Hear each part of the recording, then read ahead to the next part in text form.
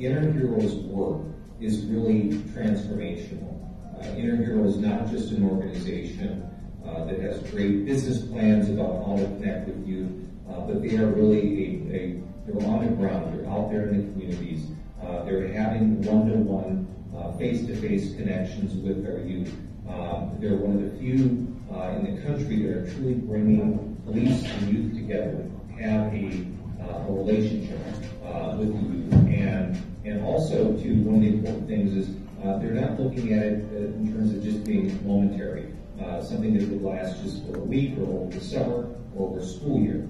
They're really trying to build sustainable, consistent relationships and also leave a legacy for our city. So I'm very proud of the tournament, a basketball tournament that we host, and we bring the police department, the U.S. Army, we bring sheriff department, and the community, place where we can decompress, because sports have a way to bring people together, and it tends to give people the opportunity to forget their differences and work maybe more closely. So every year we look forward. It's one of our major events.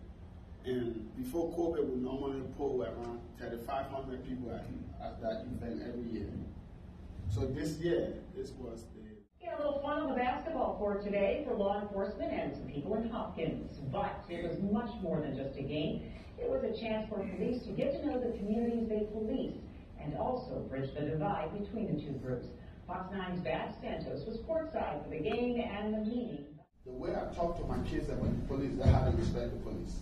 And a lot of times they go 2 minutes, 3 minutes conversation on the breakfast dining room table or dinner table that we have. The negativity gets spilled over, and people have not encountered the police. And sometimes it's what the parents put across to the kids. They just live through that. So I call it, you inherited something that you did not live through.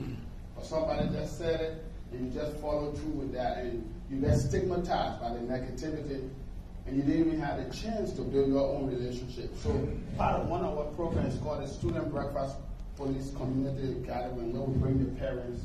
I think you saw Dave Phillips on the stuff that he was one of our guest speakers. We bring the parents, the police, the kids from middle school, high school, and whatever, sit and eat. Just having a 6, 7, 8-year-old kid asking a police chief, what is like being a chief in a day? That's an eye-opening right there, because you have the direct contact. In most instances, people do not talk like that. The communication has been so much steep to the extent that community members and police don't easily interact. And I do believe as we interact most often, we build something called social interaction and facial recognition. So hopefully that 2 o'clock morning call, that can be a de-escalation, because the officer encountered me and I encounter him, and we can become relatable. He will still do the work, or she will still do her work. But that's a sense of relationship, because we're not strange. And that's why we try to bring to the table that constant communication and consistent example. What have you? So be a doctor, be a lawyer. But in most cases, I want people to do, sit down with your kids, ask them, what is it that you want to become? Support their path. Do not create the path for them.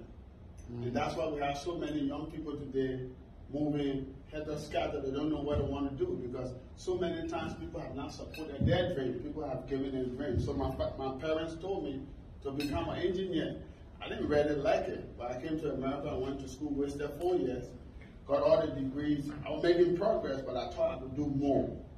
So, long story short, tournament or whatever it may be, they'll be there to help you do it. So even if it's once or twice a year, they'll be able to help you. And one thing I do appreciate about Ambrose is if you text them or email, he gets right back to you.